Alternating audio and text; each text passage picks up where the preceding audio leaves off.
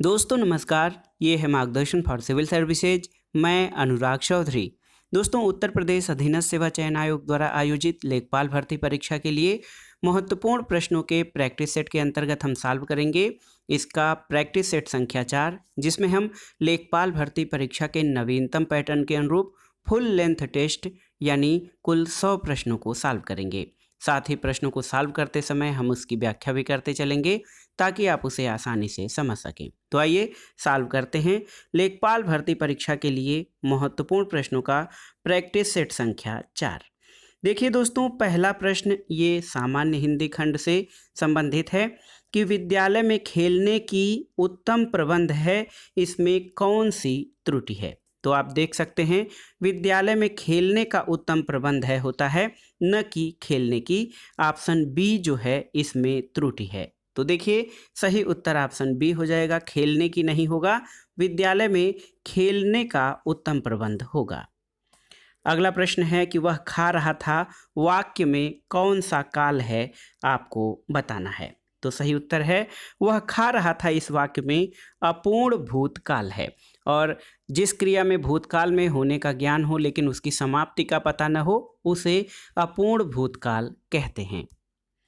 अगला प्रश्न है मैं 3 मिनट में आ रहा हूँ, वाक्य में कौन सा कारक है।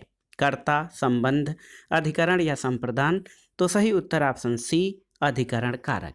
देखिए दोस्तों, अधिकरण कारक समयवाचक संज्ञा के साथ में का प्रयोग इस रूप में होता है, 1 वर्ष में, 2 महीने में, 1 सप्ताह में, इस तरह से।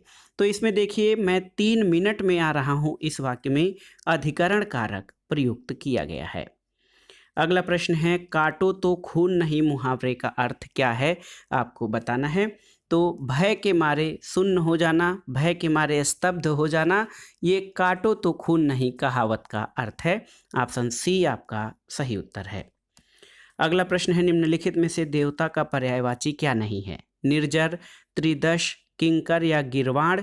तो सही उत्तर है किंकर।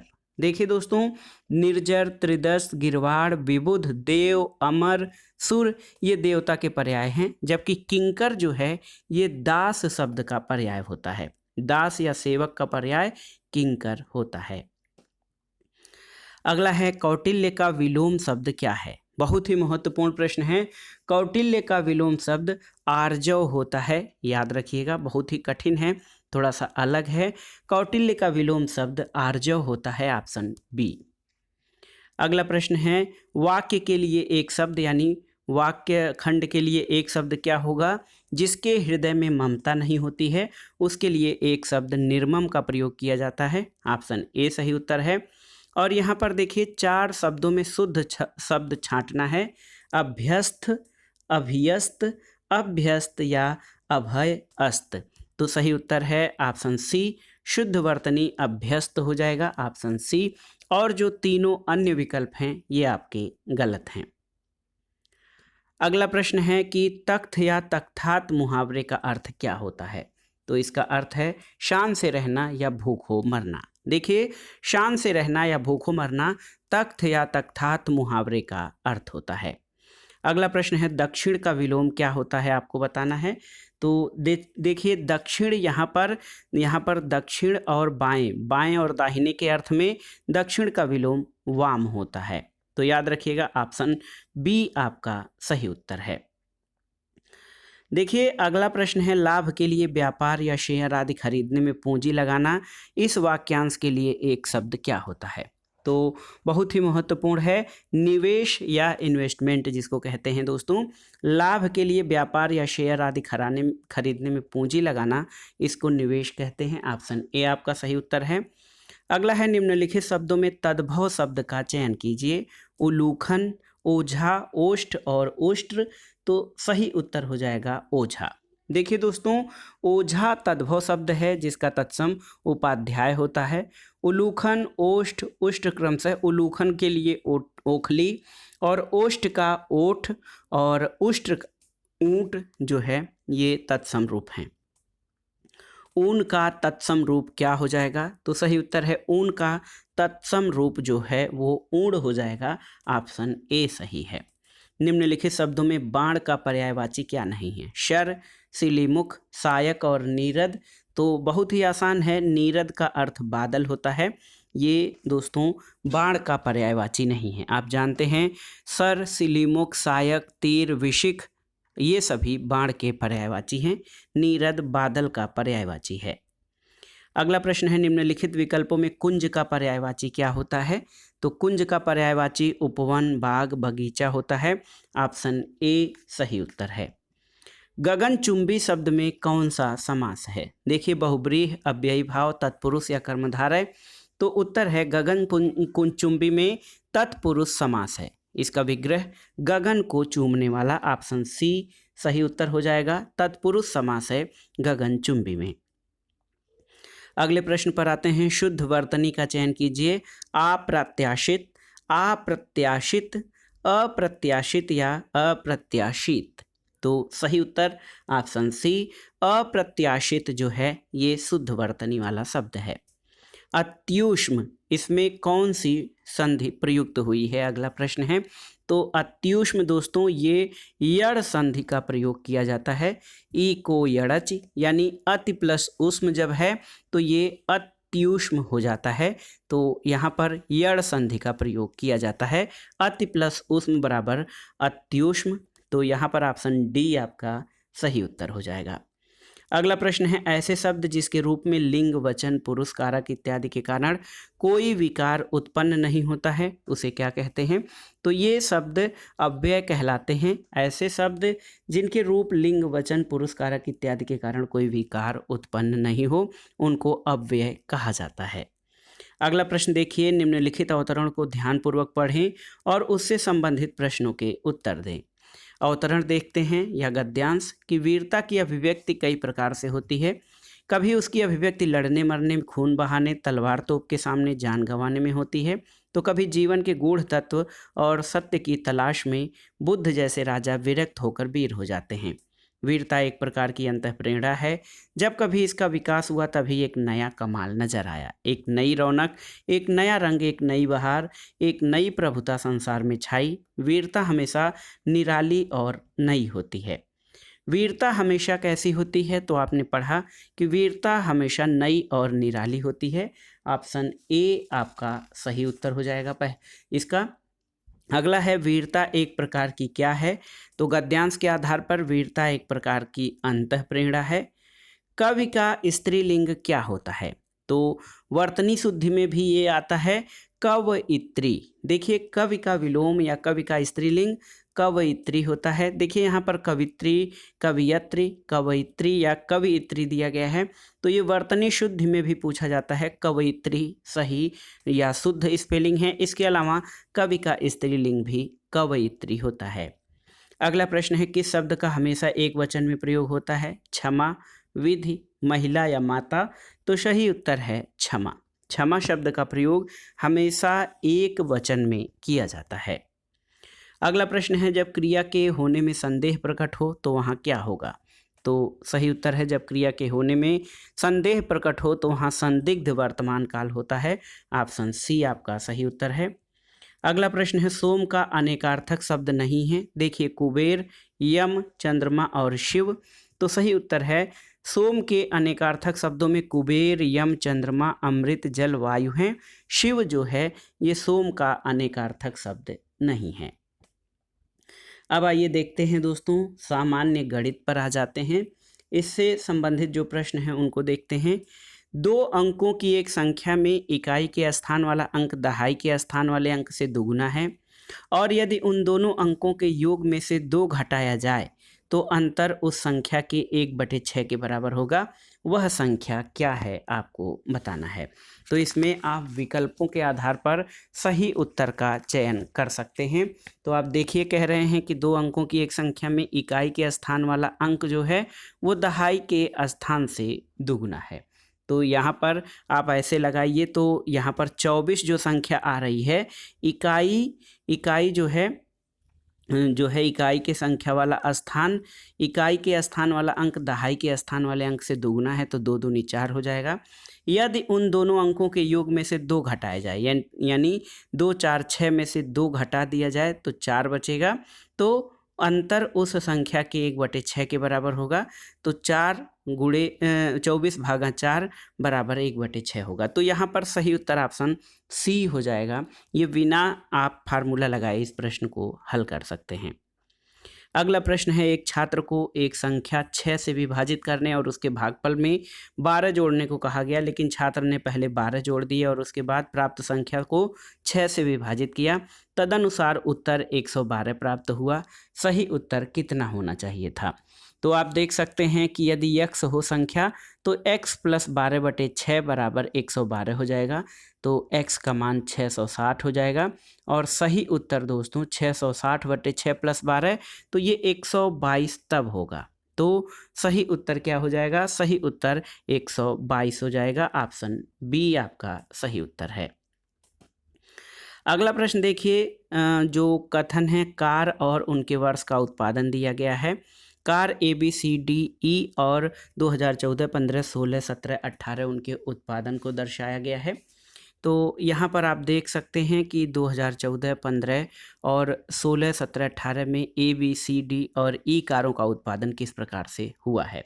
अब देखिए यहाँ पे पहला प्रश्न है कि यदि D प्रकार की कारों के उत्पादन से संबंधित डेटा को वृत्त आरेख द्वारा दर्शाया जाए तो 2017 में कारों के उत्पादन को दर्शाने वाले त्रिज्य खंड का केंद्रीय कोण कितना होगा। तो यहाँ पर डी प्रकार की कारों का देखिए, डी प्रकार की जो कार है उसका उत्पादन जो है डी प्रकार की कारों का उत्पादन अगर जो दिखाया जाए तो 2017 में पूछ रहे हैं 65 जो है 65 जो 65,000 कारों का है। तो इस त्रिज्य खंड का केंद्रीय कोण कितना होगा? तो जब आप इसको सॉल्व करेंगे 48 + 56 + 63 + 65 + 68 इतने को जोड़ेंगे तो 300 आ जाएगा। डी प्रकार की कार का उत्पादन 65 हो जाएगा। तो 300 जो इनका मान बराबर 300 आया है, 300 का मान 365 के बराबर हो जाएगा। तो 65 का मान कितने के बराबर हो जाएगा? 65 का मान हो जाएगा 65 = 360/300 × 65। तो आप इस प्रकार देख सकते हैं 78% आ जाएगा। तो ये सही उत्तर आपका ऑप्शन डी हो जाएगा, 78%। अगला प्रश्न है, 2016 में ए प्रकार की और 2014 में ई प्रकार की कारों का कुल उत्पादन 2014 से 2018 तक टाइप सी प्रकार की कारों के कुल उत्पादन का कितने प्रतिशत है। तो इस प्रश्न को हल करने के लिए फिर आप जो ग्राफ दिया गया है उस पर जाएंगे। तो देखिए 2016 में ए प्रकार की कारों का और 2014 में ई प्रकार की कारों का कुल उत्पादन 44 + 46 जैसा कि चार्ट में दिया गया है, आप सामने रख लीजिए। चार्ट में दिया गया है तो इसको 44 + 46 हो जाएगा, ये 90। और 2014 से 2018 तक सी प्रकार की कारों का कुल उत्पादन, पूरे सी कारों का उत्पादन 54, 45 + 50 + 56 250 हो जाएगा। तो ये 90/250 × 100 36% सही उत्तर आ जाएगा। अगला प्रश्न है, एक सीढ़ी किसी दीवार से इस प्रकार टिकी हुई है कि इसका निचला सिरा दीवार से 2.5 मीटर की दूरी पर है और इसका ऊपरी सिरा भूमि से 6 मीटर की ऊंचाई पर एक खिड़की तक पहुंचता है। सीढ़ी की लंबाई ज्ञात कीजिए। तो यहाँ पर सीढ़ी की लंबाई मान लीजिए x है। तो ये दीवार है जिसकी ऊंचाई 6 मीटर है, यहाँ आधार है, यहाँ से 2.5 मीटर ये जो है सीढ़ी लगाई गई है। तो इसी सीढ़ी की लंबाई आपको बतानी है। तो माना सीढ़ी की लंबाई x मीटर अगर जो हो गई तो पाइथागोरस प्रमेय के अनुसार कड़ी में 6 का स्क्वायर प्लस 2.5 का स्क्वायर तो हो जाएगा कड़ी में दोस्तों 36 + 6.25 तो 36 और 6 42, कड़ी में 42.25 हो जाएगा और इसकी सीढ़ी की लंबाई 6.25 आपका 6.5 जो है इसका वर्गमूल हो जाएगा। तो इसकी लंबाई सीढ़ी की 6.5 मीटर होगी। ऑप्शन सी सही उत्तर है। अगला प्रश्न है, ए बी से 15% अधिक है और बी ए से कितने प्रतिशत कम होगा। तो ये फार्मूला या ये प्रश्न बहुत ही आसानी से आप लगाएंगे। ए और बी जो है ए और बी का अनुपात आप देख सकते हैं कि 115 संबंधी 100 हो जाएगा। तो प्रतिशत कमी a - b/a होता है। प्रतिशत कमी जो होता है वो होता है ए माइनस बी बाई ए गुणे 100। तो जब आप इस फार्मूले पर लगाएंगे तो ये हो जाएगा ए माइनस बी, तो 115 माइनस 100 यानी 15/115 गुणे 100, तो ये 13.04% की कमी हो जाएगी, ऑप्शन सी। एक व्यक्ति किसी वस्तु को 15% लाभ पर बेचता है। यदि उसने इसे 6 रुपये अधिक पर बेचा होता तो उसे 18% का लाभ होता। व्यक्ति ने वह वस्तु कितने रुपए में खरीदी थी? तो यदि वस्तु का क्रय मूल्य x रुपये हो तो x का 15% प्लस 6 बराबर 18% लाभ। तो आप इसको ऐसे सॉल्व करिए, 15x बटे 100 plus 6 is equal to 18x बटे 100। तो जब आप इस फार्मूले को आगे बढ़ते जाएंगे तो 3x इज इक्वल टू 600 हो जाएगा, x का मान आपका 200 हो जाएगा। तो वस्तु का क्रय मूल्य कितना? 200, ऑप्शन बी आपका सही उत्तर होगा। अगला प्रश्न है, यदि एक्स स्क्वायर प्लस 16 बराबर -4x हो तो एक्स क्यूब माइनस 64 का मान कितना होगा? तो ये दोस्तों आपको फार्मूला बेस्ड क्वेश्चन है। X square plus 4x minus 16 is equal to 0। जब इसको सूत्र को हल करेंगे तो x minus 4 is equal to 0 हो जाएगा। तो आप देख सकते हैं ये x माइनस 4 गुणे 0, जब इसको सूत्र को सॉल्व करेंगे तो सही उत्तर एक्स क्यूब माइनस 64 का मान 0 हो जाएगा, ऑप्शन बी सही उत्तर है। अगला प्रश्न है, कड़ी में x प्लस 1 बटे कड़ी में x बराबर कड़ी में 6, तो एक्स स्क्वायर प्लस 1 बटे एक्स स्क्वायर का मान कितना हो जाएगा? तो दोनों पक्षों का आप वर्ग कर दीजिए। दोनों पक्षों का वर्ग करेंगे तो आपका हो जाएगा x प्लस 1 बटे एक्स प्लस 2 बराबर 6, तो x प्लस 1 बटे एक्स बराबर 4 हो जाएगा। फिर आप दोनों पक्षों का वर्ग करिए तो एक्स स्क्वायर बटे एक्स स्क्वायर प्लस 1 बटे एक्स स्क्वायर बराबर 14 होगा, ऑप्शन बी सही उत्तर हो जाएगा। यहाँ पर देखिए x cube plus 2x square minus 5x plus के x प्लस 1 से विभाजित होता है, तो k का मान कितना हो जाएगा? आप इसको फार्मूले पर आधारित करके हल करिए कि k का मान जो है x प्लस 1 बराबर 0 और x बराबर -1, तो k का मान -6 हो जाएगा, ऑप्शन ए आपका सही उत्तर है। अगला प्रश्न है, b इंटू 1/a में किससे गुणा किया जाए ताकि गुणनफल b प्लस 1/a प्राप्त हो? तो देखिए इसको कैसे सही करेंगे, तो x इंटू b/a बराबर b प्लस 1/a, तो x इंटू b/a बराबर ab प्लस 1/a हो जाएगा और x का मान ab प्लस 1/b, तो x बराबर a प्लस 1/b, तो x का मान a प्लस 1/b हो जाएगा। ये ऑप्शन जो है ए आपका सही उत्तर हो जाएगा। अगले प्रश्न पर आते हैं। देखिए 2, 5, 3, 7, 8, 1, 6, 9, 10, 4 का समानांतर माध्य ज्ञात कीजिए।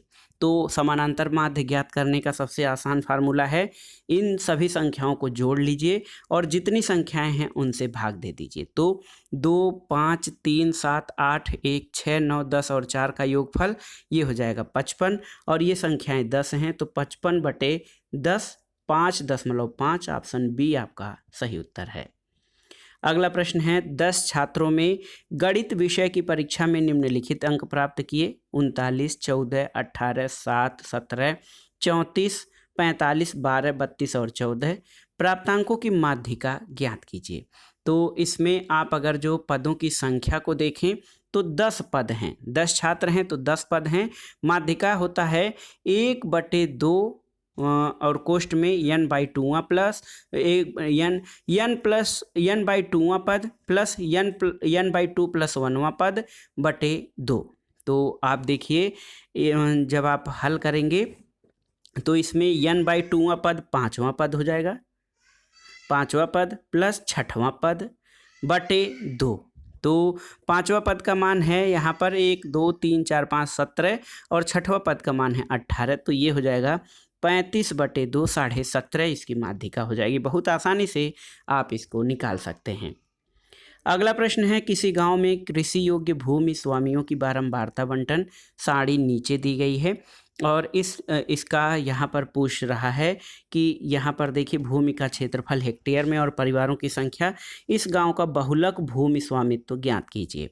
तो बहुलक भू स्वामित्व ज्ञात करने के लिए आपको दोस्तों यहाँ पर यल बहुलक वर्ग की जो है इसमें देखिए अधिकतम बारंबारता 80 है। इस बारंबारता के संगत वर्ग 5 से 7 है, इसलिए बहुलक 5 से 7 का वर्ग होगा। और यहाँ पर आप देख सकते हैं कि कितना इसका मान निकालना है आपको। यहाँ पर आप देख सकते हैं कि इसका मान निकालना है किसी गांव में कृषि योग्य भूमि स्वामियों में इस गांव का बहुलक भू स्वामित्व। तो बहुलक के लिए एक फार्मूला है, थोड़ा सा ये प्रश्न कठिन है। बहुलक का मान जो होता है दोस्तों F1 माइनस F0। तो F1 जो होता है बहुलक वर्ग की बारंबारता जो कि 80 है। F0 का मान बहुलक वर्ग के ठीक पहले के वर्ग की बारंबारता आप देख सकते हैं 80 यहाँ पर है, उसके पहले का 45 है। उसके बाद 2F1 minus FO minus F2 into H होता है। तो आप इस प्रश्न को इस फार्मूले पर लगाएंगे 5 प्लस 80 माइनस 45 बटे 2 गुणे 80 माइनस 45 माइनस 55 क्या है यहाँ पर 55 F2 है। F2 तो इसके बाद 55 आ जाएगा माइनस 55 गुणे 2। जब इस फार्मूले को आप सॉल्व करेंगे आगे तो ये 5 प्लस 1.167 यानी 6.167 इसका सही उत्तर हो जाएगा। 6.167 यहाँ पर सही उत्तर ऑप्शन डी होगा। अगला प्रश्न है निम्नलिखित पदों की माध्यिका निर्धारित की गई थी 32, 12, 17, 28, 25 और 43। बाद में ये पाया गया कि 29 की जगह गलती से 17 लिख गया था। अब परिवर्तित माध्यिका क्या होगी? तो गलत आंकड़ा पहले देख लीजिए 32, 12, 17, 28, 25 और 43। सही आंकड़ा 32, 12, 29, 28, 25 और 43।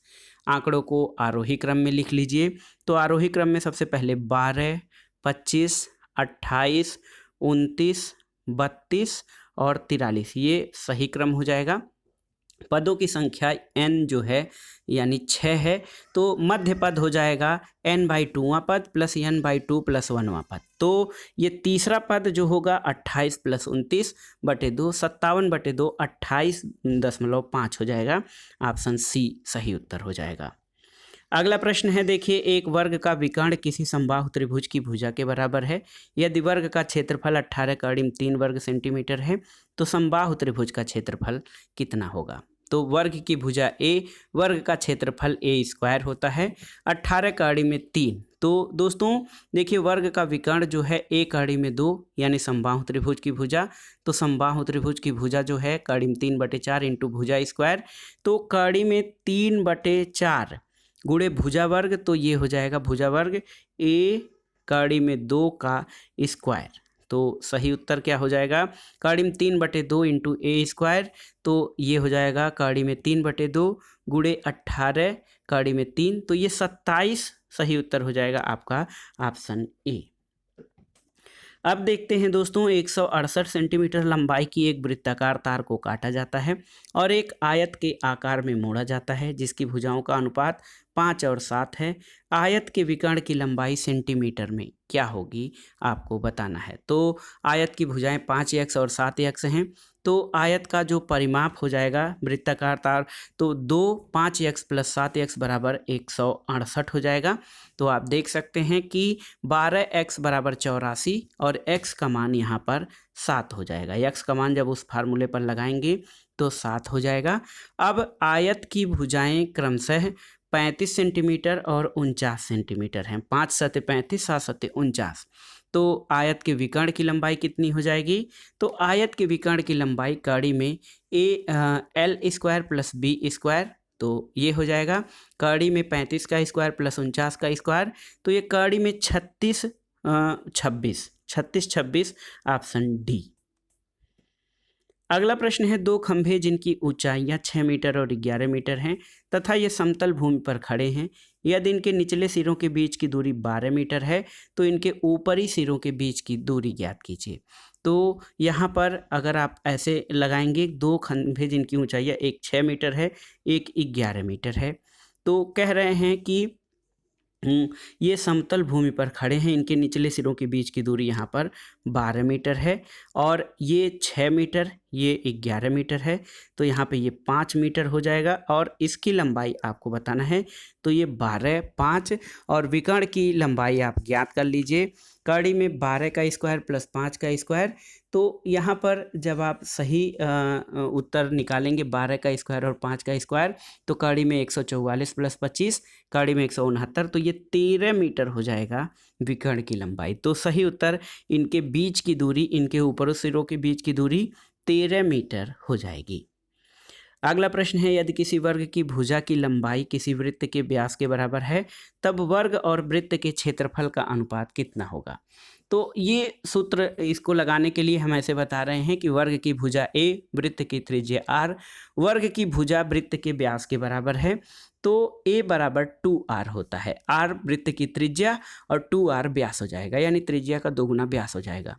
वर्ग का क्षेत्रफल और वृत्त के क्षेत्रफल का अनुपात हो जाएगा a स्क्वायर और वृत्त का पाई r स्क्वायर, तो 2r स्क्वायर और 22/7r स्क्वायर, तो 4 संबंध 22/7 स्क्वायर, तो ये 28 और 22 का अनुपात हो जाएगा और ये 14 और 11। तो देखिए ऑप्शन ए आपका सही उत्तर है। 14 सेंटीमीटर भुजा वर्ग वाले एक समभुज कोणीय खटभुज का क्षेत्रफल सेंटीमीटर में क्या होगा? तो देखिए समखटभुज का क्षेत्रफल फार्मूला है 6 गुणे कड़ी में 3/4 इंटू भुजा स्क्वायर, 6 इंटू कड़ी में 3/4 इंटू भुजा वर्ग यानी 14 का स्क्वायर। तो आप इसको हल करिए, 294 कड़ी में 3 स्क्वायर आ जाएगा, तो आप देख सकते हैं 294 कड़ी में 3, ये वर्ग स्क्वायर, इसका वर्ग सेंटीमीटर इसका क्षेत्रफल हो जाएगा। अगला प्रश्न है, एक बेलन का व्यास 7 सेंटीमीटर, उसकी ऊंचाई 16 सेंटीमीटर है, पाई का मान 22/7 है, तो बेलन के पार्श्वी फलक का क्षेत्रफल कितना होगा? पार्श्वी फलक मतलब बेलन का वक्र पृष्ठ 2 पाई RH होता है, तो 2 पाई RH का मतलब 2 गुणे 22/7 इंटू 3.5 गुणे 16, तो इस पे जब आप हल करेंगे तो इसका मान 352 सेंटीमीटर स्क्वायर, ऑप्शन ए आपका सही उत्तर हो जाएगा।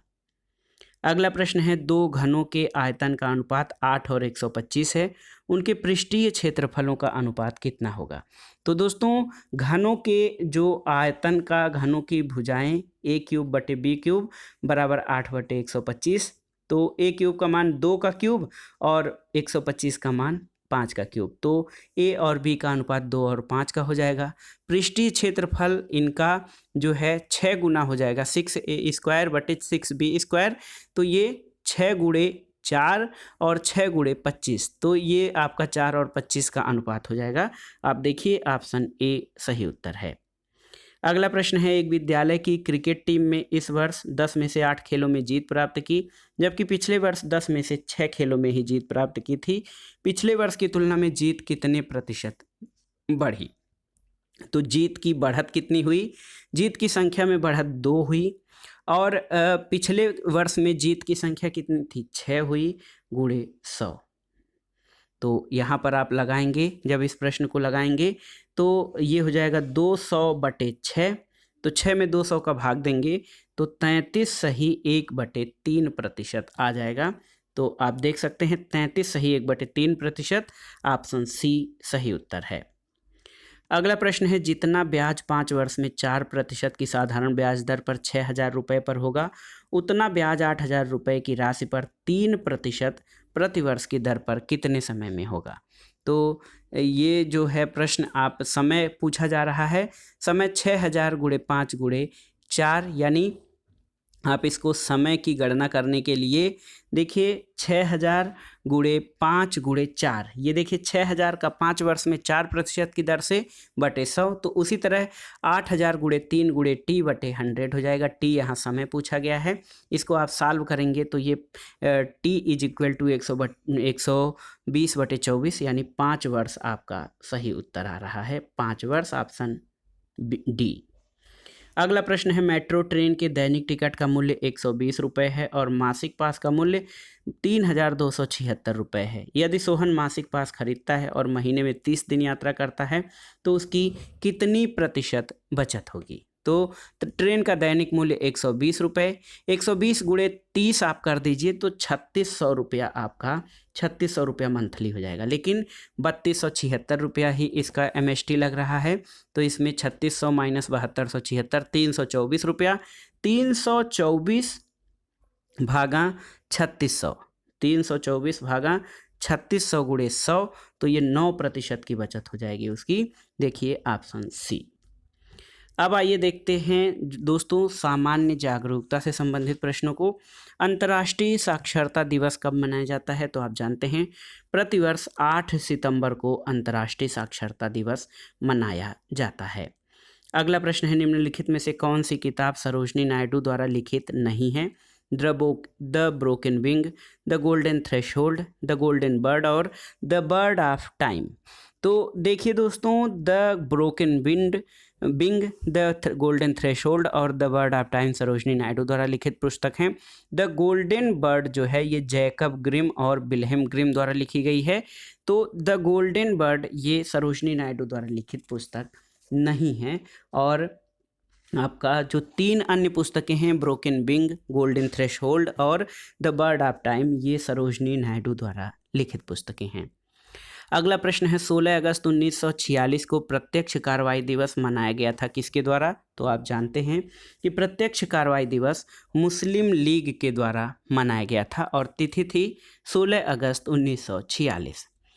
अगला प्रश्न है, नादिर शाह के आक्रमण के समय दिल्ली का शासक कौन था? तो उत्तर है नादिर शाह ने दोस्तों 1739 यानी 1739 में भारत पर आक्रमण किया और इस समय दिल्ली का शासक मोहम्मद शाह था। ऑप्शन ए आपका सही उत्तर है। और देखिए, नादिर शाह ने 1739 में करनाल के युद्ध में मोहम्मद शाह को पराजित करने के उपरांत दिल्ली का शाही खजाना, मोती, हीरे, जवाहरात और संसार भर में प्रसिद्ध मयूर सिंहासन को ईरान लेकर चला गया था। अगला प्रश्न है, निम्नलिखित में से किस गोलमेज सम्मेलन में महात्मा गांधी ने भाग लिया था? तो ये था द्वितीय गोलमेज सम्मेलन, 1931 में महात्मा गांधी ने भाग लिया था और ये सम्मेलन 7 सितंबर 1931 से 1 दिसंबर 1931 तक चला था। अगला प्रश्न है, फरवरी 1928 में भारत आने वाले साइमन कमीशन का बहिष्कार क्यों किया गया?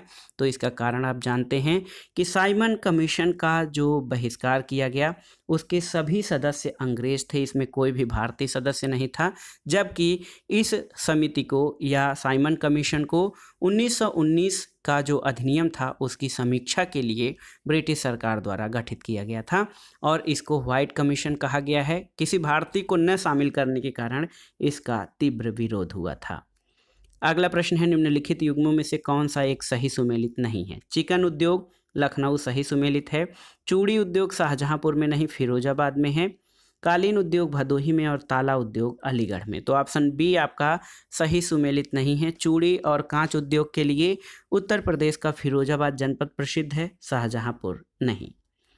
अगला प्रश्न है, निम्नलिखित में से कौन सुमेलित नहीं है? आल्हा बुंदेलखंड सही सुमेलित है, बिरहा पूर्वांचल सही सुमेलित है, चैती रुहेलखंड, ये चैती रुहेलखंड नहीं बल्कि पूर्वांचल या पूर्वी उत्तर प्रदेश का जो है ये प्रमुख जो है लोकगीत है, कजरी अवध प्रदेश सही है। तो ऑप्शन सी आपका सही सुमेलित नहीं है, चैती रुहेलखंड का नहीं बल्कि पूर्वांचल का है। अगला प्रश्न आसान सा है, पश्चिमी घाट और पूर्वी घाट का मिलन स्थल क्या है? तो नीलगिरी की पहाड़ियाँ दोस्तों, यहाँ पर पश्चिमी और पूर्वी घाट का मिलन स्थल है। नीलगिरी की सर्वोच्च चोटी दोदा बेटा है, जबकि दक्षिण भारत की सर्वोच्च चोटी आप जानते हैं ये अनाईमुड़ी है। अगला प्रश्न है, निम्नलिखित में से कौन सी नदी अरब सागर में नहीं गिरती है? नर्मदा, तापी, मांडवी और लूनी। तो याद रखिएगा, लूनी नदी अरब सागर में नहीं गिरती, ये कच्छ के रेगिस्तान में, ये कच्छ का जो रण है उसके रेगिस्तानी क्षेत्र में विलुप्त हो जाती है। अगला प्रश्न देखिए, भारतीय संविधान के किस अनुच्छेद में प्राण और दैहिक स्वतंत्रता का संविधान का संरक्षण का उपबंध किया गया है? तो ये है अनुच्छेद 21। देखिए, आर्टिकल 21 में प्राण और दैहिक स्वतंत्रता के संरक्षण के संबंध में उपबंध है। अनुच्छेद 19 आप जानते हैं वाक स्वातंत्र्य, अनुच्छेद 20 अपराधों के लिए दोष सिद्धि का, और अनुच्छेद 22 कुछ दशाओं में गिरफ्तारी और निरोध से संरक्षण का अधिकार दिया गया है। अगला प्रश्न है, माइक्रोसॉफ्ट द्वारा विंडोज 10 किस वर्ष जारी किया गया था? तो याद रखिएगा, विंडोज 10 संस्करण 2015 में जारी किया गया था। ऑप्शन बी सही उत्तर है। यहाँ पर कंप्यूटर आधारित अगला प्रश्न है कि कौन इनपुट डिवाइस नहीं है? प्रकाशी pen, scanner, optical character reader और प्लाटर, इनमें से कौन सा इनपुट डिवाइस नहीं है? तो ये है दोस्तों प्लाटर। प्लाटर एक आउटपुट डिवाइस है। इसका उपयोग वेक्टर ग्राफिक्स को प्रिंट करने के लिए किया जाता है। लाइट पेन, पेन के आकार का पॉइंटिंग डिवाइस है जिसका प्रयोग कंप्यूटर स्क्रीन पर लिखने या चित्र बनाने के लिए किया जाता है। अगला प्रश्न है, निम्नलिखित में से कौन सुमेलित नहीं है? देखिए, सेरीकल्चर रेशम कीट पालन, ये आपका सही सुमेलित है। विटीकल्चर अंगूर की खेती सही सुमेलित है। ओलेरी कल्चर फलों का उत्पादन नहीं बल्कि ओलेरी कल्चर दोस्तों सब्जियों की कृषि को कहा जाता है, और ये सही सुमेलित नहीं है। और पीसी कल्चर मत्स्य पालन सही सुमेलित है आपका, तो आप इसको सही कर लीजिए। तो सही सुमेलित नहीं है तो ऑप्शन सी आपका सही सुमेलित नहीं है। ओलेरी कल्चर फलों का उत्पादन नहीं बल्कि सब्जियों की कृषि को कहते हैं। अगला प्रश्न भी कौन सा सही सुमेलित नहीं है? भौतिक राष्ट्रीय सुदूर संवेदन केंद्र हैदराबाद सही है। सतीश धवन अंतरिक्ष केंद्र श्रीहरिकोटा सही है। विक्रम साराभाई अंतरिक्ष केंद्र तिरुवनंतपुरम सही है। भौतिक अनुसंधान प्रयोगशाला हासन ये सही नहीं है, क्योंकि भौतिक अनुसंधान प्रयोगशाला अहमदाबाद गुजरात में है और ये अंतरिक्ष विज्ञान अंतरिक्ष विभाग द्वारा सहयोग प्राप्त एक स्वायत्त संस्था है। तो ऑप्शन डी आपका सही उत्तर नहीं है। अगला प्रश्न है, राष्ट्रपति किसके सुझाव पर राज्य के राज्यपाल को नियुक्त करते हैं? तो राज्य व्यवस्था में आप जानते हैं कि राज्यपाल की नियुक्ति राष्ट्रपति द्वारा की जाएगी, लेकिन व्यवहार में राज्यपाल की नियुक्ति राष्ट्रपति द्वारा व्यवहार में प्रधानमंत्री की सिफारिश पर की जाती है। तो यहाँ पर आप देख सकते हैं दोस्तों कि सही उत्तर आपका क्या हो जाएगा? सही उत्तर आपका हो जाएगा ऑप्शन ए। ये व्यवहारिक रूप से ये उत्तर ए होगा। अगला प्रश्न है, मूल संविधान में कुल कितने अनुच्छेद थे? तो बताने की आवश्यकता नहीं, मूल संविधान में कुल अनुच्छेदों की संख्या 395 है। विश्व में हरित क्रांति के जनक कौन हैं? तो हरित क्रांति के जनक N.E. बोरलाग हैं, जिसको पूरे रूप में इनका पूरा नाम नॉर्मन ई बोरलाग है। अगला प्रश्न है, जैसे जैसे अर्थव्यवस्था का विकास होता है वैसे वैसे जीडीपी में तृतीयक क्षेत्र के अंश पर क्या प्रभाव पड़ता है? तो आप जान लीजिए, जैसे जैसे अर्थव्यवस्था का विकास होता है वैसे वैसे जीडीपी यानी जीडीपी में तृतीयक क्षेत्र यानी सेवा क्षेत्र का योगदान बढ़ता है। ऑप्शन डी सही उत्तर है। जल को 0 डिग्री से 4 डिग्री सेंटीग्रेड तक गर्म किए जाने पर इसके आयतन में क्या प्रभाव पड़ता है? तो दोस्तों, जब हम जल को 0 से 4 डिग्री सेल्सियस गर्म करते हैं तो ये जल का आयतन घटता है, यानी 0 से 4 डिग्री सेल्सियस तक ताप बढ़ाए जाने पर उस जल का आयतन लगातार घटता जाता है, जबकि जल का घनत्व तो बढ़ता है। तो हमसे केवल आयतन पूछा गया है 0 से 4 डिग्री सेल्सियस पर, तो ये घटता है। अगला प्रश्न है, कौन सा कार्बन का शुद्धतम रूप है? ग्रेफाइट, लकड़ी का कोयला, काजल या हीरा? तो सही उत्तर है दोस्तों, कार्बन जो है आप जानते हैं सभी जैविक पदार्थों में होता है। हीरा जो है वो कार्बन का शुद्धतम रूप है। ऑप्शन डी सही उत्तर है। किस वैज्ञानिक ने विषाणु यानी वायरस की खोज की? तो इवानोवस्की। ऑप्शन बी सही उत्तर है। विषाणु की खोज इवानोवस्की द्वारा की गई थी और रासायनिक दृष्टि से विषाणु जो है प्रोटीन आवरण से घिरे न्यूक्लिक एसिड के खंड होते हैं और ये सजीव और निर्जीव के बीच खंड भी होते हैं। अगला प्रश्न है, चक्रवाती तूफान तौकते किस सागर में उत्पन्न हुआ था? तो याद रखिएगा, तौकते चक्रवात जो है इसका उद्गम अरब सागर रहा था और इसने म्यांमार का जो है म्यांमार का नामकरण इसका दिया हुआ है। तौकते का अर्थ छिपकली होता है और ये अरब सागर में उत्पन्न हुआ था। अगला प्रश्न है कि ओलंपिक खेलों के बारे में निम्नलिखित में से कौन सा सुमेलित नहीं है? देखिए, ओलंपिक 2024 पेरिस ये तो ओलंपिक 2024 पेरिस आपका सही सुमेलित है, 2028 लॉस एंजलस, 2032 ब्रिस्बेन और 2020 रोम तो ये सही नहीं है। आप जानते हैं 2020 का आयोजन टोक्यो ओलंपिक के रूप में दोस्तों हुआ था और जापान के टोक्यो शहर में किया गया था, यही आपका सुमेलित नहीं है। 2020 ओलंपिक रोम में नहीं बल्कि टोक्यो में आयोजित किया गया था। अगला प्रश्न है, जून 2021 में विश्व स्वास्थ्य संगठन द्वारा किस देश को मलेरिया मुक्त घोषित किया गया है? तो ये करेंट अफेयर्स का प्रश्न है। चीन को दोस्तों मलेरिया मुक्त घोषित किया गया है 30 जून 2021 को चीन को। अब आइए देखते हैं ग्रामीण विकास और जो ग्रामीण समाज और विकास है उससे संबंधित प्रश्नों को। सामाजिक समूह या सोशल ग्रुप के किन आधारों पर निर्मित होते हैं? आपसे पूछा गया है। तो लोगों के आपसी संबंधों की चेतना, दो या दो से अधिक सदस्यों के बीच अंतः संबंध, ए और बी दोनों, या दो से अधिक व्यक्तियों के एकत्रित होने से। तो सही उत्तर है दोस्तों ए और बी दोनों, ऑप्शन सी सही उत्तर हो जाएगा। सोशल ग्रुप लोगों के आपसी संबंधों की चेतना और दो या दो से अधिक सदस्यों के बीच अंतः संबंध यानी इंटर रिलेशन और इंटरेक्शन से विकसित होते हैं। अगला प्रश्न है, अंतः समूह और बाह्य समूह की प्रकृति होती है कैसी?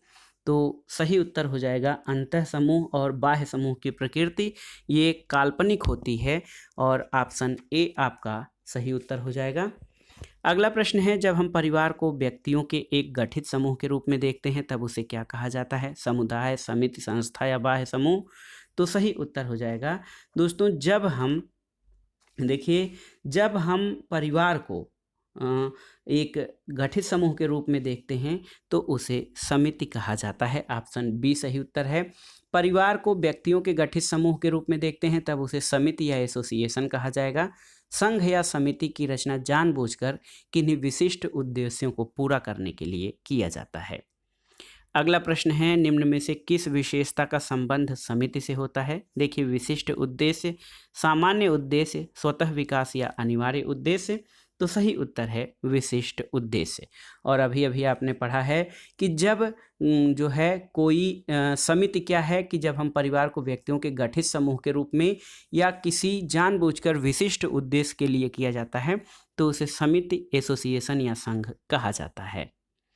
अगला प्रश्न है, सामाजिक संस्था का समुचित उदाहरण निम्नलिखित में से कौन सा है? देखिए, राजनीतिक दल, बाजार, मजदूर संघ या गैर सरकारी संगठन? तो सही उत्तर है बाजार सामाजिक संस्थाएं हैं जो विशेष सांस्कृतिक तरीकों द्वारा निर्मित हैं। ऑप्शन बी सही उत्तर हो जाएगा। अब आइए अगले प्रश्न पर आते हैं, निम्नलिखित में से कौन सा समुदाय का तत्व नहीं है? सामुदायिक भावना, आहंग की भावना, सांस्कृतिक वैविध्य और आत्मनिर्भरता? तो सही उत्तर क्या हो जाएगा? ऑप्शन सी सांस्कृतिक वैविध्यता। देखिए दोस्तों, यहाँ पर आप देख सकते हैं कि समुदाय का तत्व सांस्कृतिक वैविध्य नहीं है। समुदाय के आवश्यक तत्वों में व्यक्ति का समूह, सामुदायिक भावना, स्वतः विकास, अस्थायीपन, आत्मनिर्भरता और अनिवार्य सदस्यता है। इसमें सांस्कृतिक वैविध्य नहीं पाया जाता है। अगला प्रश्न है, किस समुदाय में पंचायत की संस्था अस्तित्व में है? मुस्लिम, जनजाति, हिंदू या उपर्युक्त सभी में? तो सही उत्तर हो जाएगा ये पंचायत की संस्था मुस्लिम, हिंदू और जनजाति समूहों में पाई जाती है। ऑप्शन डी उपर्युक्त सभी में सही हो जाएगा। अगला प्रश्न है, निम्नलिखित में से कौन एक समाज के लिए इतना महत्वपूर्ण है कि इसका उल्लंघन गंभीर दंड की अपेक्षा करता है? प्रथा, विचारधारा, लोकाचार और लोक रीतियाँ? तो सही उत्तर है ऑप्शन सी लोकाचार। देखिए दोस्तों, आप देखिए लोक रीति जब पूरी तरह समाज के लिए नैतिक और लाभकारी मानी जाती है तो वो लोकाचार बन जाती है। और लोक नीति और लोकाचार में इतना अंतर है कि लोक रीति का उल्लंघन करने वाले को समाज कोई दंड नहीं देता, जबकि लोकाचार के उल्लंघन करने वाले को समाज अधिक से अधिक दंड देने का प्रयास करता है। ऑप्शन सी आपका सही उत्तर है। अगला प्रश्न है, निम्नलिखित में से किस तथ्य के असमान वितरण को सामाजिक स्तरीकरण कहते हैं? शक्ति, प्रतिष्ठा, संपत्ति या उपर्युक्त सभी? तो इसमें सही उत्तर हो जाएगा ऑप्शन बी प्रतिष्ठा। देखिए, किसी सामाजिक व्यवस्था में प्रतिष्ठा, प्रभाव, शक्ति, संपत्ति और सुविधाओं आदि की भिन्नता के आधार पर जो है परिस्थितियों और भूमिकाओं का जो है दोस्तों वितरण होता है। और आप देख सकते हैं कि इसका सही उत्तर क्या हो जाएगा। इसका सही उत्तर आप अगर जो देखें तो आप देख सकते हैं शक्ति, प्रतिष्ठा, संपत्ति। और इसमें कौन सा सही उत्तर होगा? एक सेकेंड, आप देख सकते हैं कि ये सही उत्तर आपका होगा, एक तरह से देखा था 84 का डी आपका सही उत्तर होगा, शक्ति, प्रतिष्ठा, संपत्ति यानी उपर्युक्त सभी। अब आइए अगले प्रश्न पर आते हैं दोस्तों। देखिए अगला प्रश्न है, भारतीय सामाजिक व्यवस्था में जन्म पर आधारित स्तरीकरण या स्ट्रेटिफिकेशन का रूप देखने को मिलता है किसमें? आश्रम व्यवस्था, वर्ग व्यवस्था, जाति व्यवस्था या संयुक्त परिवार व्यवस्था में। तो भारतीय सामाजिक व्यवस्था में दोस्तों जन्म के आधार पर जो स्तरीकरण है वो जाति व्यवस्था में देखने को मिलता है। अगला प्रश्न है, प्रजाति या रेस क्या है? तो देखिए जीव वैज्ञानिक और मानव शास्त्री, एक मानव शास्त्री शब्द, एक समाजशास्त्री शब्द या एक सामाजिक मनोवैज्ञानिक शब्द, इसमें से क्या है जाति, प्रजाति? तो प्रजाति दोस्तों एक जीव वैज्ञानिक और मानव सामाजिक मानव शास्त्रीय जो है शब्द है। प्रजाति या रेस ये जीव वैज्ञानिक और मानव शास्त्रीय विशेषताओं से युक्त है। ऑप्शन ए आपका सही उत्तर है। अगला प्रश्न है, संस्कृति का मुख्य वाहक क्या है? आपको बताना है। प्रतीक, आवास, सड़कें और व्यक्ति। तो सही उत्तर ऑप्शन ए, प्रतीक जो है संस्कृति के मुख्य वाहक हैं। अगला प्रश्न है, निम्नलिखित में से कौन सा भारत में सांस्कृतिक विविधता का सूचक नहीं है? वर्ग, प्रजाति, जाति और धर्म। तो सही उत्तर है वर्ग। आप देख सकते हैं दोस्तों वर्ग जो है, आप देखिए कि ये भारत में सांस्कृतिक विविधता का सूचक नहीं है, क्योंकि जाति, प्रजाति, जनजाति, धर्म, भाषा, खान पान, वेशभूषा, रहन सहन आदि भारत में सांस्कृतिक विविधता के सूचक हैं। वर्ग यानी क्लास इसमें शामिल नहीं है। अगला प्रश्न है, सरल जनजाति समाजों के आर्थिक पिछड़ेपन का प्रमुख कारण क्या है? आदिम प्रौद्योगिकी, निर्धनता और अज्ञानता, सामाजिक परंपराएं या नातेदारी। तो सही उत्तर है निर्धनता एवं अज्ञानता। दोस्तों आप देख सकते हैं कि सरल जनजाति समाज के आर्थिक पिछड़ेपन का प्रमुख कारण निर्धनता और अज्ञानता है। ऑप्शन बी आपका सही उत्तर हो जाएगा। अगला प्रश्न है, राजनीतिक संस्थाओं का सरोकार समाज में किसके बंटवारे से है? धन, धर्म, रूढ़ियाँ और शक्ति। तो सही उत्तर है राजनीतिक संस्थाओं का सरोकार समाज में शक्ति यानी पावर के वितरण से है। सामाजिक संस्थाओं को समझने में दो संकल्पनाएं महत्वपूर्ण हैं, ये हैं शक्ति और सत्ता। अगले प्रश्न पर आते हैं, सामाजिक नियंत्रण क्रियाशील होता है कहाँ पर? औपचारिक नियमों और नियमावलियों द्वारा, अनौपचारिक नियमों और नियमावलियों द्वारा, ए और बी दोनों द्वारा या उपर्युक्त में से कोई नहीं। तो सही उत्तर है सोशल कंट्रोल या सामाजिक नियंत्रण। ए और बी दोनों यानी सामाजिक औपचारिक नियम और नियमावली तथा अनौपचारिक नियम और नियमावलियों द्वारा होता है। औपचारिक साधन में राज्य, पुलिस, कानून यानी संविधान और अनौपचारिक नियंत्रण में प्रथा, लोकरीति, लोकाचार, नैतिकता, धर्म, परिवार और जनमत आदि शामिल हैं। अगला प्रश्न है, निम्नलिखित में से कौन सामाजिक परिवर्तन का अवरोधक नहीं है? परंपरावादिता, जड़ता, आर्थिक प्रतिस्पर्धा या निहित स्वार्थ। तो इनमें से आर्थिक प्रतिस्पर्धा सामाजिक परिवर्तन का अवरोधक नहीं है, जबकि परंपरावादिता, निहित स्वार्थ और जड़ता सामाजिक परिवर्तन के अवरोधक हैं। अगला प्रश्न है, वर्ण व्यवस्था का सर्वप्रथम उल्लेख किस वेद में किया गया है? तो वर्ण व्यवस्था का सर्वप्रथम उल्लेख ऋग्वेद के पुरुष सूक्त में किया गया है और ऋग्वेद सबसे प्राचीन वेद है। तो इस प्रश्न का उत्तर ऋग्वेद हो जाएगा। अगला प्रश्न है, जाति व्यवस्था का आधार क्या है? जन्म, धर्म, कर्म या सामाजिक संगठन।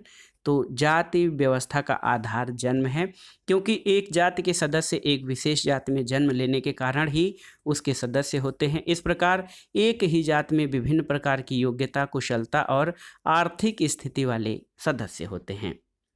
अगला प्रश्न है, जजमानी व्यवस्था पाई जाती थी भारत के शहरों में, गांवों में, कस्बों में या जनजातियों में। तो सही उत्तर है दोस्तों भारत के गांवों में जजमानी व्यवस्था जाति प्रथा के अंतर एक सामाजिक आर्थिक व्यवस्था है।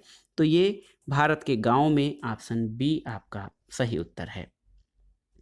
अगला प्रश्न है, केंद्र सरकार द्वारा गठित बीपी मंडल यानी बिंदेश्वरी प्रसाद मंडल की अध्यक्षता में पिछड़ा वर्ग आयोग कब बना था? तो सही उत्तर है 1979 में। और आपकी जानकारी के लिए बता दें, तत्कालीन पीएम मोरारजी देसाई के नेतृत्व में जनता पार्टी की सरकार द्वारा जो पिछड़े वर्ग की सामाजिक और शैक्षणिक पहचान के लिए गठित की गई थी, इसके अध्यक्ष बीपी मंडल यानी बिंदेश्वरी प्रसाद मंडल थे और बीपी मंडल कमीशन 1979 में गठित हुआ था। अगला प्रश्न है, समेकित ग्रामीण विकास कार्यक्रम का प्राथमिक उद्देश्य क्या था? तो उत्तर है जो IRDP यानी इंटीग्रेटेड रूरल डेवलपमेंट प्रोग्राम 2 अक्टूबर 1980 से शुरू हुआ था। ये मूलतः निर्धनता के उन्मूलन से संबंधित संस्था है। ऑप्शन डी देखिए सही उत्तर हो जाएगा। भारतीय संविधान के 73वें संशोधन अधिनियम 1992 का संबंध किससे है? तो ये बहुत ही आसान सा प्रश्न है। भारतीय संविधान का 73वां संविधान संशोधन 1992 पंचायती राज से संबंधित है। पंचायती राज व्यवस्था का मुख्य उद्देश्य लोगों को विकासमूलक प्रशासन में भागीदार बनाना है और ये पंचायती राज व्यवस्था से संबंधित है। पंचायतों को संवैधानिक जो है दर्जा 73वें संविधान संशोधन से दिया गया था। अगला प्रश्न है, पीएमजी दिशा योजना के अंतर्गत किस उम्र तक के लोगों को निःशुल्क कंप्यूटर शिक्षा प्रदान की जाएगी?